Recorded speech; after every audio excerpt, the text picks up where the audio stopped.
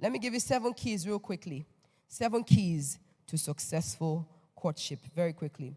Number 1 key to successful courtship is prayer. If you have any questions, send them down to this aisle. So I can, okay, just bring it down. There's some here. 7 keys to successful courtship. The first key is prayer. Engage the key of prayer as a weapon when in courtship. The fact that you have decided to be together does not mean that God does not need to reveal certain things to you about that person or about yourself.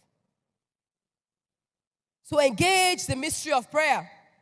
Pray about everything, the little things and the big things. Pray about everything and surrender your life to Christ and pray for guidance. You see, the Bible tells us don't be anxious about anything, but in every situation, by prayer and petition with thanksgiving, make your request known unto God. Pray about it. Pray about your decisions. Pray about that person. When you go together and you're going out together, pray about what is the conversations you're going to have. Pray that God will reveal and open your eyes to certain things that you need to know. Pray about that courtship. Martin Luther King is the one that said, to be a Christian without prayer is no more possible than to be alive without breathing. So basically, prayer is the oxygen that every believer needs to survive. Number 2, to have a successful courtship, what must I do? I must enter in with understanding. Enter in with understanding. Blessed is the one who finds wisdom and the one who gets understanding. Seek to understand each other. Seek to know each other. Don't always seek to be right. Seek to understand. Don't always seek to be the one that wins every argument. Seek to understand and to know. Ask good questions about each other's convictions, about your values, about your aspirations, about your visions, about your family backgrounds, and other important matters to prepare yourself for marriage. Ask and seek to understand. The fact that they do it differently in their family than yours does not make your own family right. Seek to understand, and then you all come to an agreement and a conclusion together as a family. Understanding is vital. Understanding is key. But I believe that understanding cannot happen if communication is not honest, if communication is not open. And that's why, number 3, for you to enjoy your courtship, you must have good communication. Good communication. Good communication. If you stuck together, a wise man said, you stay together. But I like Nancy Reagan's quote. She said that the difference between a successful marriage and a mediocre one consists of 3 or 4 things a day. Going unsaid. That's very true. The difference between a successful marriage and a mediocre marriage is in living 3 or 4 things a day unsaid. What does that mean? When you don't speak about certain things, one of the major things that the devil does is to begin to grow a tree of assumption in your mind. And the more you don't talk, the more you water the tree. And once the tree becomes big, accusations come in. Is that not what they said that day that they saw you? I knew it. I knew that kind of person you are. Because you never asked any question. Don't assume. Open your mouth and talk. Good communication. It's not just verbal. It's also non-verbal. I know what I'm saying because I had to realize at a particular point in time that I thought I was very, very quiet because I'm quiet. But I realized that I'm very emotional too. I say emotional people, there's 2 ways you can be. Emotional people love very hard, or when they love you. But you see, when there's problem, they just need small spark. And that small spark, mighty fire. And at the point, I had to tell myself, I said, babe, you got to calm down. Like, for real. You cannot continue like this. And I believe that that's why God ordained marriage. Because one of the things I realized that marriage brings up parts of you that you never knew existed. So that God can make you more like Him and ready for heaven. There's a part of your life that you will never know that you had until somebody points it out to you. And so I began to work on myself.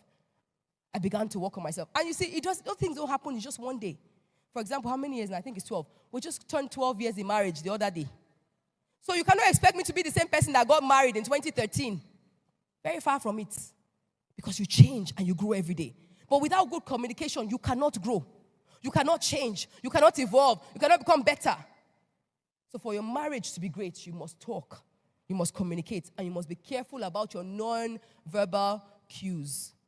For example, let me put it this way. I just talked about being a very hot event. And then someone here says that I want to change. So when someone's talking to you, now say, as they're talking, as they are still talking, right in front of you. Calm down. Calm down. Calm down. Don't you think the other person will be more pissed? But in your mind, now you're trying to resolve the problem. You don't want to talk back in a way that is rubbish. So you're telling yourself, calm down. Your non-verbal communication is more vocal than your verbal. Because you're basically the person that, Ogah, you are wasting my time. Just shut up for a second. That's what they'll read. So don't just be concerned about what you say. How you say it is more important. Number 4, as I wrap up real quickly, public appearances. Public appearances. So what that basically means is that when you are in courtship, thank you. Oh, it's not important. Why are you holding that one? The way that all of you have written questions today, I'm sure you obviously know there is absolutely no way. 1/3 of this question, this paper keeps falling down. What is inside it? Make sure my question comes first. The person even put it. We don't even know your question at this point. God help us. Is there a question at the back? We don't know your question. Just forgive us. Make sure my question comes first. Don't worry, to God, your question has come first already in Jesus' name. So basically, your courtship should be in public places. Don't go and be hiding every time. When you come, you say, okay, they say we should come to chapel, you now go to the corner. Because that's the only place that you can talk and there is no noise. Congratulations. And this way, you know whether you're comfortable in public together. Some people, out of pity their relationship, they are ashamed of the person that they are with. No, I don't like to be fake. I want us to be real. If you are ashamed to be seen in public with that person, you have a problem. And you have to resolve that problem. So you must ask yourself, am I comfortable to be seen? Because you must be seen in public. You should be in public. We want to see you in the open. I'll leave it at that. Number 5. What must you do? Set boundaries. Set boundaries. For your courtship to be successful, you must set boundaries and keep to them. Don't just set boundaries in the sky. Are you actually sticking to your boundaries? Sometimes people think about boundaries and think that boundaries are just so constricting. They don't want us to enjoy our life. Let me tell you, boundaries are for your protection. Imagine it. We're all driving on 3rd Mainland Bridge. There is no edge to the bridge. How many people will be inside the water? With the way we drive in Lagos. Almost everybody's cars enter water. So when you have boundaries, it's supposed to be to protect us from falling off into the water. Not because they hate you. They don't want to enjoy my life. I just want to drive anyhow I want to drive. Okay, continue. But when you enter the water, who will save you? Boundaries are there to save us. And I think if your mentality of boundaries changes, it will help you to actually create reasonable boundaries in your life and stick with them. Healthy relationships require good, solid, and well-desired boundaries. Define the areas that are no-go from the beginning. Let them know. And anybody who does not have respect for your boundaries does not have respect for you. Plain and simple. That's why Henry Cloud said, you get what you tolerate. It's that simple. What you tolerate is what people will give you. Set boundaries. And let people know what the boundaries are. And determine if you are willing to go with someone and the other person's boundaries. Are you willing to accept their boundaries? What are your boundaries? I just think about it. Sometimes I wonder, I'm like, God, do we really understand how valuable we are? Because sometimes the way we treat ourselves, I wonder. Do you understand how important and how cherished you are? If you do, you would have boundaries. People should see you and just see God in you. There should be some things that should not be heard of or spoken of around you. Not because of who your parents are, but because of who you are. Have boundaries. Let it show. I'm not saying be a very restricted and very, very stoic person. No. But you can be who you are and yet people do not disrespect you. You don't. We're all here together now. Well, let me just not give that example because it might go the other way. But I remember, for example, I remember when I went to serve, I went to camp. You will soon go. You will experience what I'm talking about. When I went to camp, for example, I remember when I was going to camp, my uncle told me, on camp, there are many people. I don't know. There are many people on camp. When you get to camp, make sure you're going to fellowship every day. I say, even in real life, I don't go to fellowship every day. So will I now go to camp by pretending every day they have NCC, I will carry myself to go. Even in real life, I do not go to church every single day. Doesn't make me less of a Christian. He said, we're going to fellowship every day. We said, don't you're a Christian. Don't let anybody know that. I said, no. I will go to church when I need to go to church, yes. But there's a way I look. There are some things you cannot try around me. Not because I look very stoic. No, just because you know there is a light you carry. See, let your walk with God come out in your life. Let it show.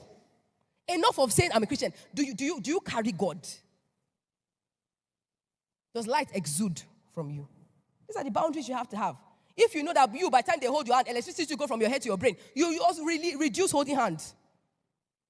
You know yourself. Somebody will tell me, ma, but the Bible said do not kiss. Okay, continue. But the Bible says it's better not to defiled. Abi?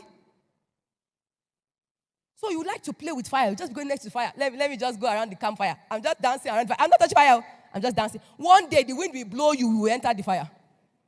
That's the way it works. You don't go and just tell yourself, I'm going to walk inside fire today. That's not the way it happens. You are just dancing. The Bible did not say don't kiss her. The Bible did not say don't touch her. No problem. It's just the bed on. I won't even go to some depths because some of you, the things you even say, even that question, that vicinity is deep. Number 6. Commit to high moral standards. Don't defile the marriage bed. Dating is not just holding of hands, but holding of hearts. So what are your moral standards? Set high standards for yourself. Set high standards for yourself because you are worth more than you can ever imagine. If you play the instrument, you will definitely get the music. Number 7, and finally, seek godly counsel. Seek godly counsel. Emphasis on godly, because there's all sorts of counsel. Involve those who are spiritually above you in your relationship, your pastors, your parents, your siblings, whoever you look up to or respect. If I have seen further, it's by standing on the shoulders of those who have gone ahead of me. Remember, a broken engagement is not equal to a broken marriage. It's better to break the engagement than live with the regrets of a lifelong, sorrowful marriage. Your real journey in marriage begins after the wedding has taken place. Remember, the wedding is not marriage. Many people prepare for the wedding. Very few prepare for marriage. A successful courtship period is therefore expected to lead to family introduction, according to our culture, of course, engagement, and eventually marriage. And remember, marriage is the basis for the family. If you must enjoy a sweet and beautiful, successful marriage, then you must first be properly married. It must be done the right way.